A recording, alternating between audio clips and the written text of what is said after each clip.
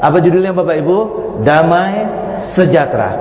Mari kita lihat di dalam Yohanes 16 ayat 13. Tetapi apabila ia datang, siapa itu? Yaitu Roh kebenaran. Siapa itu? Itulah Roh Kudus.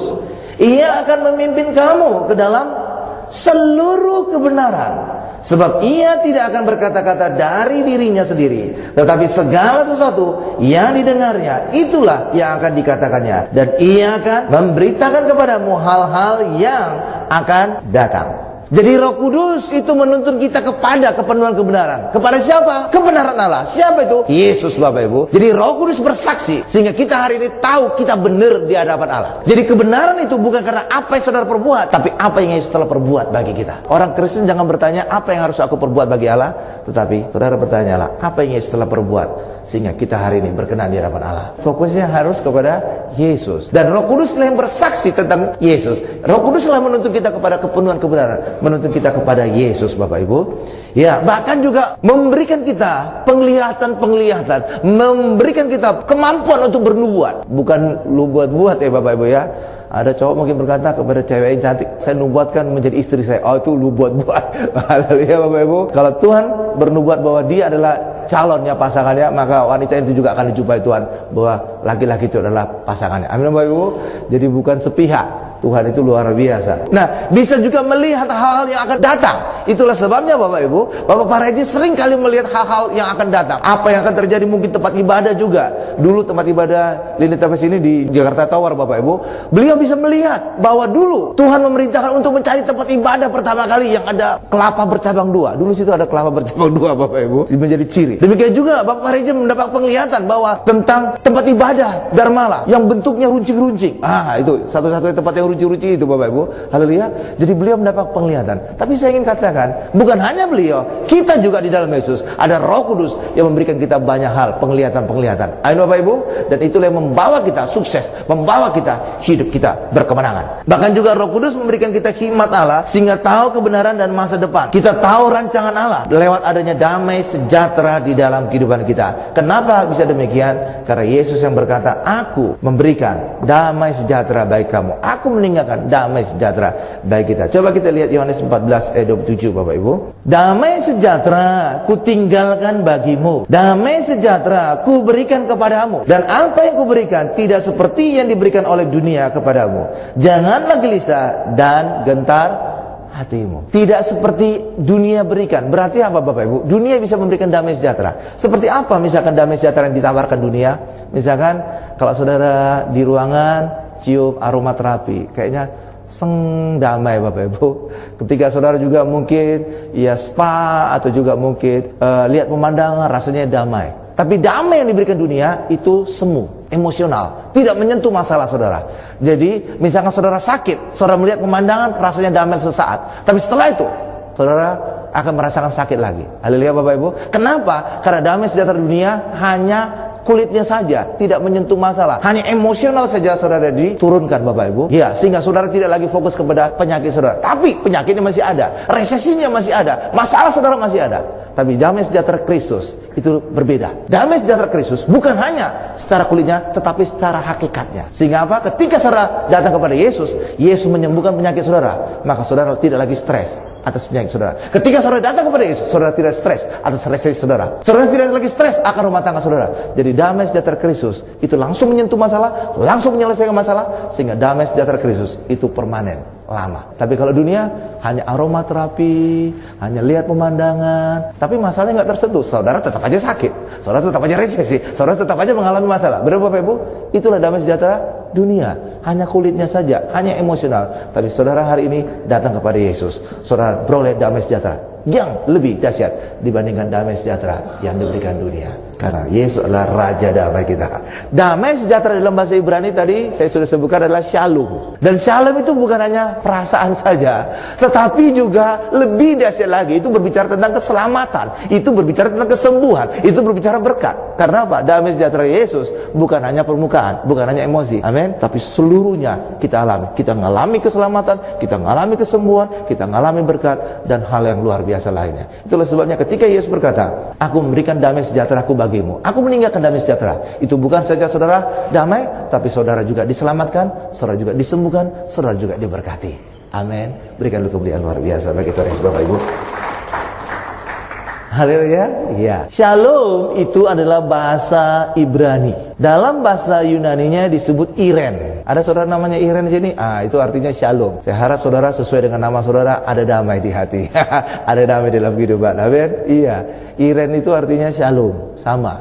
Jadi kalau dikatakan juga Raja Salomon itu artinya raja damai juga. Damai artinya itu damai. Salomo atau shalom itu sama dengan juga Iren. Jadi Iren bahasa Yunani, Shalom itu bahasa Ibrani, dan ada damai. Dan kita dapatkan di dalam Yesus damai sejahtera yang sempurna, tubuh, jiwa, dan roh kita. Kita masuk pada bagian kedua, damai sejahtera memerintah. Jadi bukan lagi ketakutan saudara yang memerintah hidup saudara, bukan lagi was-was saudara, bukan lagi kekhawatiran saudara, tapi damai sejahtera Kristus yang memerintah atas kehidupan kita, sehingga saudara sungguh-sungguh mengalaminya. Coba kita lihat Kolose 3 ayat 15. Hendaklah damai sejahtera Kristus memerintah dalam hatimu, karena untuk itulah kamu telah dipanggil menjadi satu tubuh, dan bersyukurlah. Jadi memerintah dalam bahasa Yunaninya artinya memutuskan seperti wasit. Artinya apa? Mutlak. Jadi hendaklah damai sejahtera Allah menjadi mutlak di dalam hidup kita, sehingga kita sungguh-sungguh mengalami damai, Bapak Ibu. Jangan lagi rasa khawatir dominan di hati kita. Khawatir akan segala hal, khawatir akan penyakit, khawatir akan resesi, khawatir akan banyak hal. Hari ini biarlah damai sejahtera Kristus mutlak berkuasa atas kehidupan kita, memerintah atas kehidupan kita. Jangan rasa khawatir atau gentar kita menguasai kita. Jangan lagi. Yesus berkata, damai sejahtera aku tinggalkan bagimu.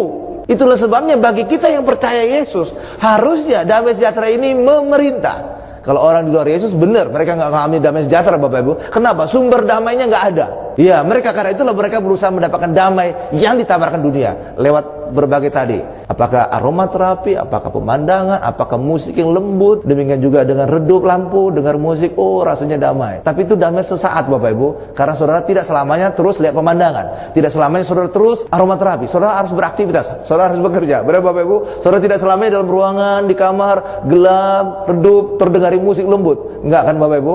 Saudara harus beraktivitas lain. Ya, itulah sebabnya tawaran dunia hanya sementara, tawaran dunia hanya kulitnya, tawaran dunia hanya emosional, dan tidak menyentuh masalah saudara. Tapi damai sejahtera Kristus langsung menyelesaikan masalah kita, langsung menyelesaikan penyakit kita, langsung menyelesaikan resesi kita, langsung menyelesaikan apapun pergumulan dalam masalah kita. Amin. Sehingga damai Yesus terus, permanen, lama. Wih, mantap, kita merasakan damai. Tetapi kenapa banyak orang Kristen sedikit dan tidak mengalami damai sejahtera? Karena masih ada gelisah, ketakutan dalam hatinya. Coba kita lihat lagi Yohanes 14 ayat 27. Janganlah gelisah dan gentar hatimu. Kalimat terakhirnya ya, amin. Itulah yang menjadi kunci. Kenapa sebagian orang tidak mengalami damai sejahtera? Kenapa orang Kristen ada yang tidak mengalami damai sejahtera? Karena mereka gentar, karena mereka khawatir, karena mereka takut. Hari ini mari kita di dalam Yesus alami damai sejahtera itu secara penuh, karena Yesus telah meninggalkannya bagi kita. Jangan susah hati kita. Hati itu adalah pintu. Jika hati kita susah, maka damai sejahtera itu hilang. Kenapa? Pintunya tertutup, Bapak Ibu. Dan seringkali hal-hal kecil yang membuat kita khawatir. Hari ini mari Yesus berkata, jangan takut, jangan khawatir. Dan kalau Yesus berkata demikian, pasti kita mampu melakukannya. Dan ketika kita mampu melakukannya, maka damai sejahtera Allah secara penuh kita alami. Dan damai sejahtera itu mencakup juga keselamatan, mencakup juga kesembuhan, mencakup juga berkat. Itulah sebabnya ketika kita tidak takut, ketika kita tidak khawatir, maka kita alami kepenuhan damai sejahtera. Kita alami keselamatan, kita alami kesembuhan, kita alami berkat, dan hidup kita mengalami hal yang luar biasa, berkemenangan. Amin. Berikan kemuliaan luar biasa bagi Tuhan Yesus, Bapak Ibu. Haleluya.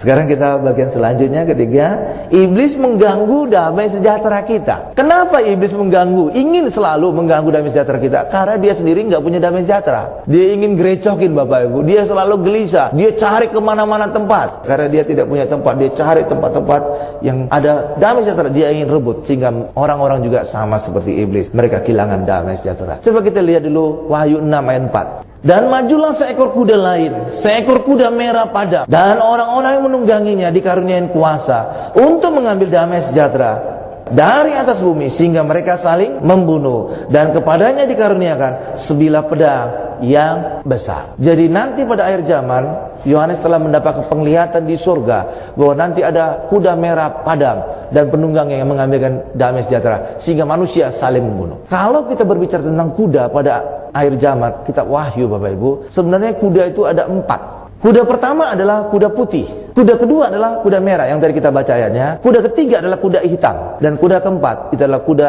belang-belang. Belangnya itulah kuning hijau, belang-belangnya. Nah, inilah yang dikatakan di dalam kitab Wahyu. Dan apa yang digambarkan oleh kuda-kuda ini, inilah sebenarnya proses dari dosa. Jadi proses dosa selalu diawali dengan ajaran palsu. Kemudian tahap berikutnya adalah hilangnya damai sejahtera, ketakutan. Yang ketiga adalah adanya resesi, dan yang keempat adalah kematian, maut. Dan ini juga yang dialami oleh Adam dan Hawa. Saudara perhatikan, Adam dan Hawa itu mengalami 4 proses kuda ini. Pertama, Hawa mendapat ajaran palsu. Apa ajaran palsu itu?